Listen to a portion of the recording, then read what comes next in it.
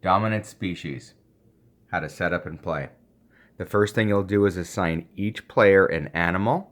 You can do that at random or have the players choose. You can also use the default color that's associated with each animal or have each player choose their own color. Next, you'll give out the proper number of player tokens. You're always going to use 10 dominance cones, but the number of action pawns and species cubes will vary based on the number of players. I'm setting this up for a 6-player game, so each player will get 3 action pawns and 35 cubes. For each fewer players, you would add an additional action pawn and 5 extra cubes. So instead of a 6-player game, if this was a 5-player game, each player would get 4 action pawns and 40 cubes. In a 2-player game, each of the players would get 7 action pawns and 55 cubes. Next, you'll take one of those species cubes and place it on the score 0 on the score track. And you're also going to take the initiative marker for each animal and place it on the initiative track. This is going to be seated in reverse food chain order. So on the board here, you can see the food chain order for each of the animals. This is going to be used throughout the game for a lot of the tie-breaking mechanisms. When you set up the game, the initial turn order or initiative order is going to be set in reverse food chain order. So the insects are actually going to play first. So they'll be first on the initiative order, and the mammals will go last. Next, you're going to take some of the species cubes and you're going to seed the starting board setup. Printed on the board are the starting terrain type tiles along with the prescribed element discs. Also on each tile, it will indicate the starting number of species cubes for each animal. So here we can see the reptiles are going to get 2 starting species cubes, the insects are going to have 1, and the mammals are going to have 1. You're going to notice that each animal type is going to start with a centrally located one where they have 2 cubes, and then each tile on either side is going to have 1 of their cubes. Also in this game, I'm setting it up with 6 players, so we're using all the animals. If we had fewer than 6, we would not use all the animals, so you simply would not use the tokens for those animals. But you always use the starting terrain tiles, and for example, if the animal is being used in the game, they always start on their prescribed tiles. So I've moved all the tiles in now based on the prescribed setup. The center of the game board always starts with a C tile with a tundra on top of it. You can put the rest of the tundra tiles over here. The different terrain types in the game will influence scoring. After you've set the initial tiles, you can take the remaining tiles, separate them into 3 stacks of 8 each, shuffle them completely into face down stacks, and simply just turn over the top one of each stack. Next, you're going to take the deck of cards in the game. You're going to separate out the Ice Age card and the Survival card. You're going to shuffle the entire deck. You're going to deal 5 starting cards to the display, and then just make sure the Ice Age card is at the bottom of the deck. Finally, you'll take all the element tiles that were not used as part of the setup. You'll put those into the draw bag, and you'll randomly draw out 4 for the adaptation section, the abundance section, and the wanderlust section. Before we get started, 2 important concepts are the ideas of population versus dominance. So population refers to the number of species cubes on a tile, and it's going to be used for scoring throughout the game. So let's say, for example, we were scoring this tile. We could see the mammals with the white cubes have the highest population, so they would score that higher value. Whereas the birds and the reptiles both have the same population. They both have 1 cube. Whenever there's a tie for population, you always consult the food chain chart for the tiebreaker. So since reptiles are higher than birds on the food chain, they would win the tiebreaker, and then they would get the scoring points. So you can see each of the terrain types in the game have different values, and they also allow for a different level of placings and victory points associated when you score the tile. The other concept is the idea of dominance. Dominance refers to the animal that is most suited to thrive on this tile. And that's going to be based on the types of elements that the tile has access to in comparison to the types of elements that the animal thrives on. So mammals, for example, thrive currently when they have access to meat. And this tile has access to 2 meat elements. So the mammals match 2 with this element and 2 with this element. So their dominance score for that tile would be 4. So you simply take the total number of elements here multiplied by the number of elements on the earth tile. So 2 meat times 2 meat here would give them a total of 4. Now let's say, for example, through adaptation, they were also now adapted to thrive where there's sun and meat. So we have 2 times 2, 1 times access to 1 sun, so that would be 1. So their total dominance score in this example would be 5. And that's what these dominance cones are used to keep track of throughout the game. So we know to start the game, the mammals are dominant on this tile. This will change throughout the game as tiles fluctuate in terms of which elements they have access to, and as animals adapt and regress and their suitability to different elements change. To start the game in this 6-player game, each animal is going to have dominance on their centrally occupied tile. So we can put the dominance cones for each of those animals. It's the responsibility of the dominant player to make sure that dominance is being accurately tracked, especially when we get to the dominance action during execution. A couple other rules about dominance. To be considered for dominance, you at least have to have some presence on the tile. So let's say the mammals didn't even have these cubes here. So even though they're the most suited to thrive on this tile, since they don't have any cubes there, they can't even be considered for dominance. Also, there are no tiebreakers when it comes to dominance. You do not consult the food chain chart. So even though the birds and the reptiles are equally dominant here, since neither of them is most suited based on their matches, you simply have no dominant animal on this tile, and you'd remove the cone. And finally, the number of population cubes does not influence dominance. So let's say mammals did have a presence there, and we know they're the most suited. So currently in this example, they have dominance. If this meat wasn't here, and let's say this was a sun element, so even though the mammals have the highest population, the reptiles are now more suited to thrive in this tile. So mammals lost dominance. Now reptiles are currently have dominance on this tile, even though they don't have the highest number of population cubes. One last idea is the notion of an endangered species.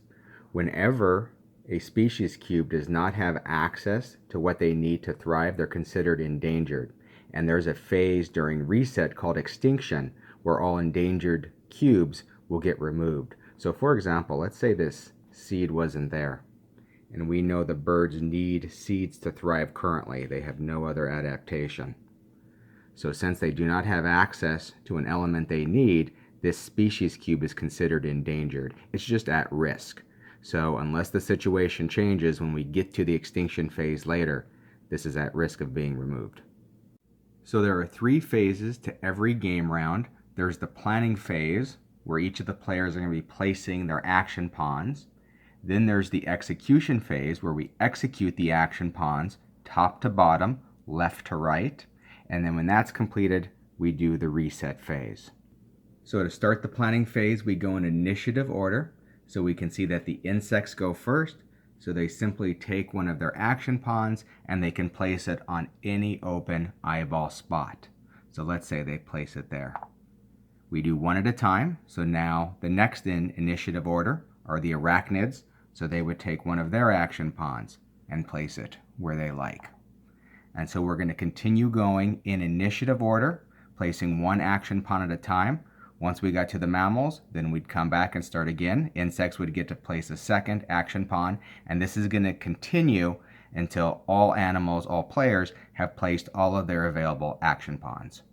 So this is what the end of a planning sequence might look like. All of the action pawns have been placed on the eyeball spots. Nothing gets executed yet until planning is complete. Now we go to execution phase and execute each of the action pawns, top to bottom, left to right. Each animal display has all of the actions described, so let's go one by one. The first one is initiative. So the player, if there's an AP there, would move their initiative marker one space forward, and this is the only action that has this, they actually get to immediately place their AP on another vacant eyeball space. I've gone ahead and fast forwarded a couple rounds so we can see how all the actions work. But here's initiative. So reptiles picked initiative, so they get to move just one space forward in the initiative track. So they'll slide that player back and they'll move forward. And now they get to immediately place this action pawn on any vacant eyeball. Let's say they place it down there on the dominance action. Next is adaptation. Your animal takes one available element and places it onto your animal display. Again, we go left to right. So the reptiles get to select first. Let's say they select this grub element. They would simply add this to their player display. You are limited based on the number of open spots. You're not allowed to freely discard, so once you've reached your maximum, you're locked. You also can't overwrite any of your default ones. So once this player has gone, we go to the next action pawn marker. We can see it's the insects, so they also get to select one. Let's say they select this one, and they'll add it to their display. Next is regression. For each element type, you lose one element from your animal display. But each of the action pawns there protect you from the loss of one element. So when we go to the regression spot, we see that there are two grubs, so that's one type. So grub and sun. So all players are going to have to lose one grub and one sun element from their player display, unless they have an action pawn protecting them. So the mammals have an action pawn here, so they can protect the loss of one element. And so we see here that they have grubs, they don't have to lose that element. We also see that reptiles always have the equivalent of a free action pawn on this spot. So that protects them from the loss of one of these elements. So let's check the reptiles. So they would have to lose a sun and a grub. Their free action pawn protects the grub from being lost, and you can never lose your default ones that are printed on your player board. So the reptiles are safe during this regression. But unfortunately now, all other animals, since they don't have protection, have to lose a grub and a sun. So we can see the arachnids have to lose one of these sun elements. This simply just gets returned to the draw bag. Next is abundance. For each action pawn, you get to place an available element on a vacant tile corner. So we can see there's only one player that placed a action pawn there. So the arachnids, they're going to choose any one of these available elements.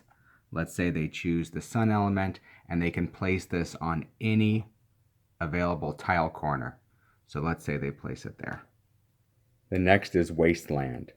If you have an action pawn here, you get to remove one of the element discs from the wasteland box, and then once that decision is made, all remaining element types are removed from all tundra tiles on Earth.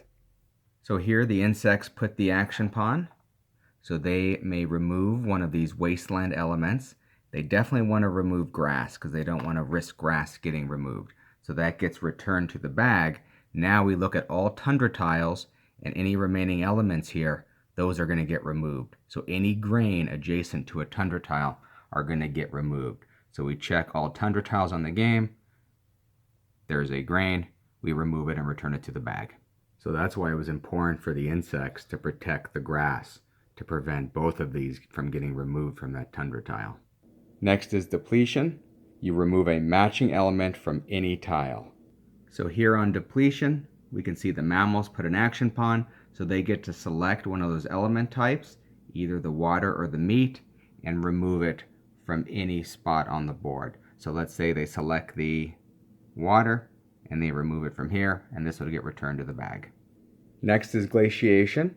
You're going to select a non-tundra tile adjacent to at least one other tundra. You're going to remove and just temporarily set aside all the species cubes there. You're going to place a tundra tile on top of the tile you chose. You're going to remove all elements that now touch 3 tundra tiles. You're going to get bonus victory points for the number of adjacent tundra tiles. And then of the species cubes you removed, only 1 belonging to each animal is going to get placed back on the tile. The rest of the displaced cubes go back to the owner's gene pool. They don't get removed from the game, they'll just go back to their supply. It's also important to remember that only 1 glaciation action is going to be taken each round. So this is the pawn that's going to take the glaciation action. These action pawns were placed there, so in future rounds they're going to get slid over to the left, but they're locked until they actually make it all the way. Only this pawn furthest to the left is actually going to take the glaciation action. So let's say they choose this tile because it's adjacent to at least 1 other tundra tile. This is where we're going to remove all the pieces, put another tundra tile on top, and only return 1 of each animal. So we've put 1 of each back. This one gets returned to this player's gene pool. And now we can see any elements that are completely surrounded by tundra get removed. So this will get returned to the bag. And finally, this player that took the glaciation action is now going to score victory points based on the number of adjacent tundra tiles. So since they chose this one, it's adjacent to 2 other tundra tiles. We consult this table here. Quantity 2, so they're immediately going to score 3 points on the victory track. So we're going to move their marker up. Next is speciation. You get to select 1 element on Earth, matching the type next to the eyeball space, and then place new species cubes from your gene pool onto every tile adjacent based on the tile type. So we come to speciation. We see the arachnids are the only one that placed an action pawn. They placed it on the sun element. So basically they're going to select any sun element on Earth. Let's say they choose this one, and now they can add cubes to all adjacent tiles to that element. The number of cubes they can add is based on the terrain type that they're being added to. So this element is adjacent to tundra and mountain. So we can see they can add up to 1 on each tundra and up to 2 on each mountain space. So let's say they add 1 to that tundra, they add 1 to that tundra, and they add 2 to this mountain space. They added the maximum. Before we move on, we can see that the insects during the speciation action always get to add 1 cube from their gene pool to any tile on Earth. So they can take 1 cube and add it anywhere. Let's say they add it here. The only thing to be aware of is currently they don't match any of these elements. So that cube is technically an endangered species that could be at risk at the end of the round. Next is wanderlust. You get to place 1 available face-up tile to an empty hex. You may place an available element there. You're going to get victory points based on the number of adjacent tiles, and then in food chain order, all players may move any number of their adjacent species cubes onto that new tile. So here's the wanderlust spot. We can see the birds get to go first. They get to pick any of these available face-up tiles. Let's say they pick this C tile. Let's say they decide to put it adjacent to this one. They can also select any of these elements and add it. Let's say they add the seed, and let's say they add it there. That player is going to score victory points based on the number of adjacent tiles. So since that new tile was only adjacent to 1, they're going to get 1 victory point immediately. And finally, in food chain order, all animals can decide to migrate to this tile. So we'd start with the top of the food chain, which is the mammals. They decide to pass. Then we see there's no reptiles, but there are birds. So the birds decide, you know what, I'm just going to migrate 1 of my cubes onto this new tile. And then finally the arachnids also decide to pass. And that completes the wanderlust action. Back on the wanderlust spot, we also see that the reptiles also placed an action pawn. So they get to take the wanderlust action also. They're limited to the remaining face-up tiles. So let's say they take the mountain. Let's say they place it here. They get to take one of the elements. So let's say they take the sun, and they can add it to any one of the corners. They're going to score victory points based on the number of adjacent tiles. So 1, 2, 3, adjacent to 3 tiles, they're going to get 6 victory points. And finally, all players in food chain order will get the chance to move to this newly placed tile. So we follow the food chain order. Let's say all these adjacent players decide to pass, except for maybe the arachnids. It gets down to the arachnids and they decide, you know what, I'm going to move one from here and maybe just one from here. So you can move any number of cubes from adjacent tiles onto the new tile. Next is the official migration action, where you can move up to a number of your cubes. The number is going to be based on where you placed your action pawn, and those cubes can be moved to one adjacent tile. So here on the migration spot, we can see the arachnids placed an action pawn. We always resolve left to right. They placed it on the spot with 7, so they can actually move up to 7 of their cubes to one adjacent tile. You can't move the same cube twice. You can only move a cube once, but they can move up to 7 of their cubes to an adjacent tile. So let's say maybe they decide to move one here, and maybe they move one here. So the number is going to indicate the number of cubes that you can move, but they can always only move one adjacent tile. So that player has finished. The one exception is the birds. They have a special ability when it comes to migration. They can move up to 2 spaces. So as long as they put an action pawn here, because that'll indicate the number of cubes they can move, so they can move up to 4 cubes 2 tiles away. So let's say in this example, they don't want to move 4 cubes, they really just want to move this 1 cube, but instead of just 1 adjacent tile, they can move it up to 2 adjacent tiles away, and they can place it there. You may have also noticed that I'm not keeping up with the dominance cones. You don't technically have to do that until we get to the dominance action, and we have to determine who's dominant, but you can keep track of it throughout the game if you'd like. So technically, the birds are actually dominant on these tiles because they have presence and they match the highest number of elements. The next is competition. So of the 3 terrain types touching the eyeball space where your action pawn is, you get to select 1 tile of each, and then you get to eliminate 1 opposing species cube on each chosen tile that at least has one of your species cubes on it. So here we can see that the amphibians selected the competition action, and their action pawn is adjacent to tundra, jungle, and wetland. So they get to select 3 tiles that match those terrain types and do a competition. But before we do that, we can see that the special ability of the spider is they get to, before any of the action pawns, take the competition action. They get to remove 1 cube anywhere on the board where they have presence. So let's say the spiders, they're on this tile, they decide to compete and remove 1 of those cubes.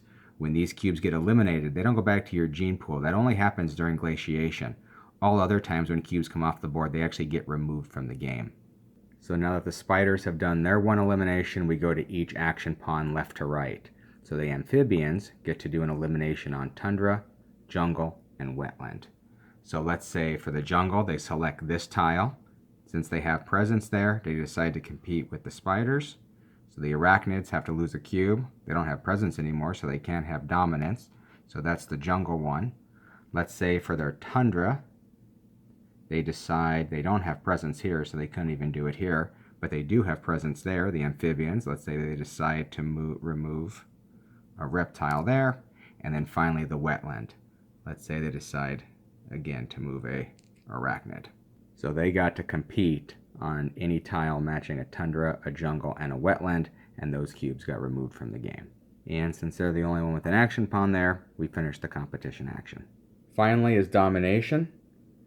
For each AP, you're going to select a tile that hasn't been scored yet during the domination phase.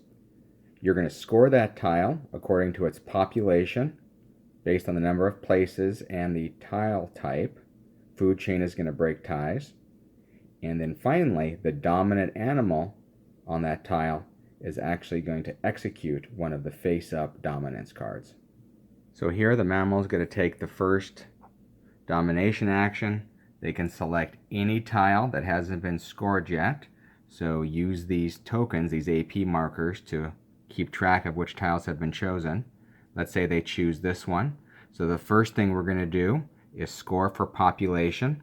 You can see it on the tile itself, or you can go over here and actually see the placings. So for a mound tile, you only award first place gets 3 points, second place gets 2 points, and it's based on the number of cubes on the tile.